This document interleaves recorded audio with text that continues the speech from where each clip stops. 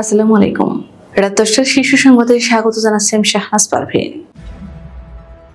ভারত পাকিস্তান যুদ্ধ পরিস্থিতিতে আমাদের প্রস্তুত থাকতে হবে প্রধান উপদেষ্টা। গণতন্ত্র প্রতিষ্ঠা হলেই শ্রমজীবীরা অধিকার ফিরে পাবে তারেক রহমান। সার্জিসের উপস্থিতিতে এনসিপির সমাবেশে তুমুল মারামারি।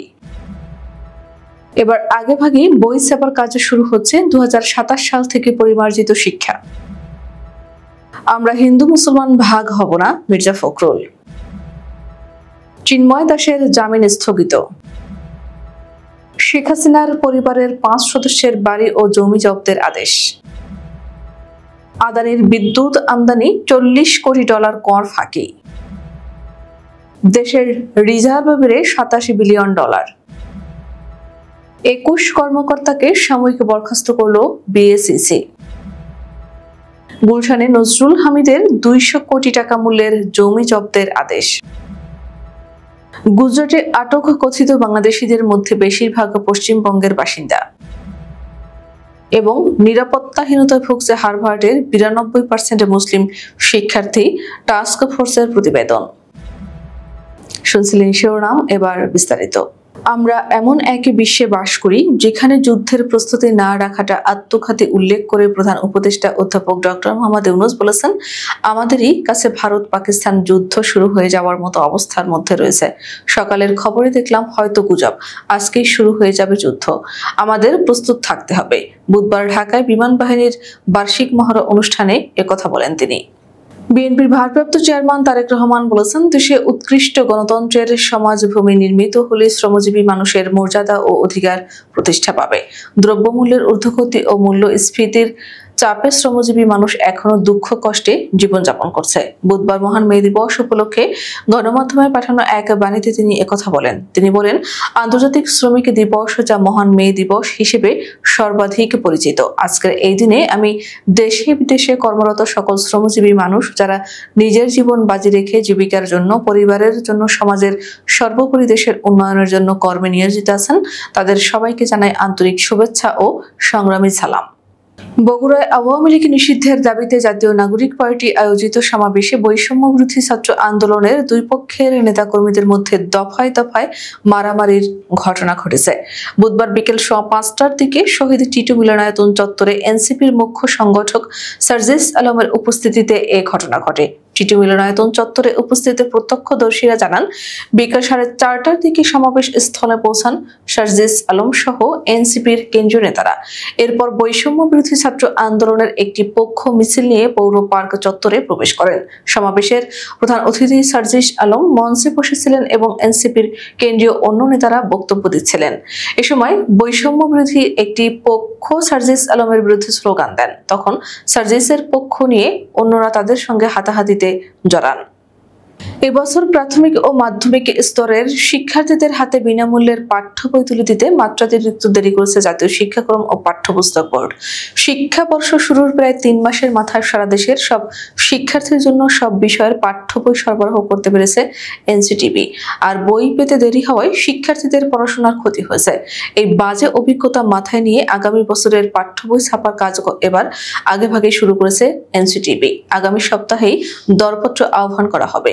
পর্যায়ক্রমে জুনের মধ্যে সব দরপত্রের কাজ শেষ করে আগামী মধ্যে নভেম্বরের মধ্যে সব পাঠ্য বই ছাপিয়ে মাঠ পর্যায়ে পাঠানোর লক্ষ্যমাত্রা নির্ধারণ করেছে এনসিটিবি। বিএনপি মহাসচিব মির্জা ফখরুল ইসলাম আলমগীর ভাগকে ভয়ঙ্কর আখ্যায়িত করে বলেছেন, আমরা হিন্দু মুসলমান ভাগ হব না। বুধবার বিকেলে ঠাকুরগাঁও সদর উপজেলার দেবীপুর ইউনিয়নে কিসমত কেশুরবাড়ি লক্ষ্মীরহাট উচ্চ বিদ্যালয় মাঠে মতবিনিময় সভায় তিনি একথা বলেন। মির্জা ফখরুল বলেন, আমরা যারা রাজনীতি করি তারা কাউকে নৌকা আর কাউকে ধানের শীষে ভাগ করেছে, হিন্দু মুসলমানে ভাগ করেছে। এ ভাগ খুব ভয়ঙ্কর। আমরা কখনো হিন্দু মুসলমান ভাগ হব না। আপনার ভোট আপনি দেবেন, যাকে খুশি তাকে দেবেন। রাষ্ট্রদ্রোহ মামলায় বাংলাদেশ সম্মিলিত সনাতনী জাগরণ জোটের মুখপাত্র চিন্ময় কৃষ্ণ দাস ব্রহ্মচারীকে হাইকোর্টের দেওয়া জামিন স্থগিত করেছেন চেম্বার জজ আদালত। বুধবার সন্ধ্যায় আপিল বিভাগের চেম্বার বিচারপতি মোহাম্মদ রেজাউল হকের আদালত এ আদেশ দেন। এর আগে দুপুরে বিচারপতি মোহাম্মদ আতাউর রহমান ও বিচারপতি মোহাম্মদ আলীর হাইকোর্ট বেঞ্চ রাষ্ট্রদ্রোহ মামলায় ইসকনের সাবেক নেতা চিন্ময় কৃষ্ণ দাসকে জামিন দেন। এরপর বিকেলে আপিল বিভাগের সংশ্লিষ্ট শাখায় ইসকনের সাবেক নেতা চিন্ময় কৃষ্ণ দাসকে দেওয়া হাইকোর্টের জামিন স্থগিত চেয়ে চেম্বার আদালতে আবেদন করে রাষ্ট্রপক্ষ। সাবেক প্রধানমন্ত্রী শেখ হাসিনার পরিবারের 5 সদস্যের বাড়ি ও জমি জব্দের আদেশ দিয়েছেন আদালত। বুধবার ঢাকা মহানগর দায়রা জজ জাকির হোসেন গালিব এই আদেশ দেন। জব্দ হওয়া সম্পত্তির মধ্যে সাইমা ওয়াজেদ পুতুলের রাজধানীর বাড়িধারার 4,98,00,000 টাকার বাড়ি রয়েছে। খুলনার দিঘিলায় শেখ রেহানা, সাইমা ওয়াজেদ পুতুল ও সজীব অজেদ জয়ের নামে থাকা 61,87,000 টাকার 87.70% জমি রয়েছে। এছাড়া একই জায়গায় রেহানার ছেলে রাদাওয়ান মুজিব ববি এবং মেয়ে আজমিনা সিদ্দিকের 41,24,500 টাকার 87.70% জমি রয়েছে। গোপালগঞ্জের টঙ্গিপাড়ায় শেখ রেহানার নামে থাকা 20,50,000 টাকার 19% জমি রয়েছে। বিদ্যুৎ সরবরাহের জন্য ভারতের আদানি গ্রুপের সঙ্গে আওয়ামী লীগ সরকারের করা চুক্তিতে জাতীয় রাজস্ব বোর্ডকে পাশ কাটিয়ে শুল্ক ও কর অব্যাহতির মাধ্যমে প্রায় $40 কোটি কর ফাঁকি দেওয়ার অভিযোগ উঠেছে। এই অভিযোগের ভিত্তিতে দুর্নীতি দমন কমিশন অনুসন্ধান শুরু করেছে। বুধবার রাজধানীর সেগুনবাগিচায় দুদকের প্রধান কার্যালয়ে সংস্থাটির মহাপরিচালক আক্তার হোসেন সাংবাদিকদের এ তথ্য জানিয়েছেন। দেশের মোট বৈদেশিক মুদ্রার রিজার্ভ এখন $27.41 বিলিয়ন বলে জানিয়েছে কেন্দ্রীয় ব্যাংক। বুধবার বাংলাদেশ ব্যাংকের মুখপাত্র ও নির্বাহী পরিচালক আরিফ হোসেন খান এ তথ্য জানিয়েছেন। কেন্দ্রীয় ব্যাংকের সর্বশেষ তথ্য অনুযায়ী চলতি মাসের 30 তারিখ পর্যন্ত দেশের গ্রস রিজার্ভের পরিমাণ $27.41 বিলিয়ন। আর আন্তর্জাতিক মুদ্রা তহবিলের হিসাব পদ্ধতি BPM-6 অনুযায়ী রিজার্ভ এখন $22,047.79 মিলিয়ন মার্কিন ডলার।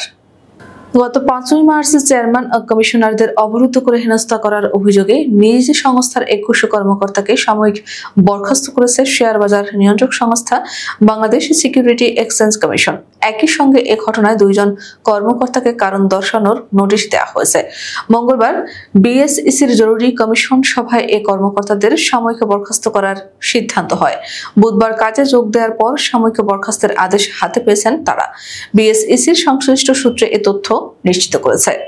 সাবেক বিদ্যুৎ, জ্বালানি ও খনিজ সম্পদ প্রতিমন্ত্রী নজরুল হামিদের গুলশানে থাকা 200 কোটি টাকা মূল্যের জমি জব্দের আদেশ দিয়েছেন আদালত। দুর্নীতি দমন কমিশনের আবেদনের পরিপ্রেক্ষিতে ঢাকা মহানগরের জ্যেষ্ঠ বিশেষ জজ মোহাম্মদ জাকির হোসেন বুধবার এই আদেশ দেন। দুদকের তথ্য অনুযায়ী নজরুল হামিদের গুলশানে 37.95% জমি রয়েছে। জমিটি হামিদ রিয়েল এস্টেট কনস্ট্রাকশন লিমিটেডের নামে নামজারি করা হয়েছে। আদালত শুনানি নিয়ে এই জমি জব্দের আদেশ দিয়েছেন। গুজরাটে আটক 1000-এর বেশি সন্দেহভাজন কথিত বাংলাদেশির মধ্যে বহু পশ্চিমবঙ্গের বাসিন্দা রয়েছেন বলে জানা গেছে। বাংলার মানবাধিকার সুরক্ষা মঞ্চ গুজরাটি বাংলাদেশি নাগরিক অভিযোগে সম্প্রতি গণহারে আটকের ঘটনার তীব্র নিন্দা ও গভীর উদ্বেগ প্রকাশ করছে। মাসুম আরও জানিয়েছে, যাদের আটক করা হয়েছে তাদের মধ্যে অনেকেই ভারতীয় নাগরিক, বিশেষ করে পশ্চিমবঙ্গ থেকে আসা অভিবাসী শ্রমিক। এদেরকে শুধুমাত্র ভাষা বা চেহারার মতো ভাষা চিহ্নের উপর ভিত্তি করে বাংলাদেশি মুসলিম সন্দেহে আটক করা হচ্ছে। মাসুম এটিকে গভীর বৈষম্যমূলক এবং অসাংবিধানিক অনুশীলন বলে বর্ণনা করেছেন। ফিলিস্তিনের গাজায় চলমান ইসরায়েলি আগ্রাসনকে কেন্দ্র করে যুক্তরাষ্ট্রের শীর্ষস্থানীয় শিক্ষা প্রতিষ্ঠান হার্ভার্ড বিশ্ববিদ্যালয়ে কয়েক গুণ বেড়েছে ইসলাম ও ইহুদি বিদ্বেষ। সম্প্রতি হার্ভার্ড কর্তৃপক্ষের গঠিত 2টি টাস্ক ফোর্সের অনুসন্ধানে উঠে এসেছে এমন তথ্য। গাজা যুদ্ধকে কেন্দ্র করে বিশ্ববিদ্যালয়টির ক্যাম্পাস যখন বিক্ষোভে উত্তাল হয়ে ওঠে, তখনই ওই টাস্ক ফোর্স 2টি গঠন করা হয়। মঙ্গলবার হার্ভার্ড ক্যাম্পাসে ইসলাম ও ইহুদি বিদ্বেষের চিত্র তুলে ধরে আলাদা 2টি প্রতিবেদন প্রকাশ করেছে তারা। আমাদের আগামীকাল দুপুর 2টার শীর্ষ সংবাদ দেখার আমন্ত্রণ জানিয়ে এখনকার মতো বিদায় নিচ্ছি। দর্শক, ভিডিওটি শেষ পর্যন্ত দেখার জন্য আপনাকে অসংখ্য ধন্যবাদ। নিত্য নতুন সংবাদ পেতে আমাদের ইউটিউব চ্যানেলটি সাবস্ক্রাইব করুন ও নিয়মিত নোটিফিকেশন পেতে বেল বাটনটি ক্লিক করুন এবং আমাদের ফেসবুক পেজটিতে লাইক করুন। এছাড়াও আমাদের ভিডিওতে লাইক দিয়ে শেয়ার করুন। আল্লাহ হাফেজ।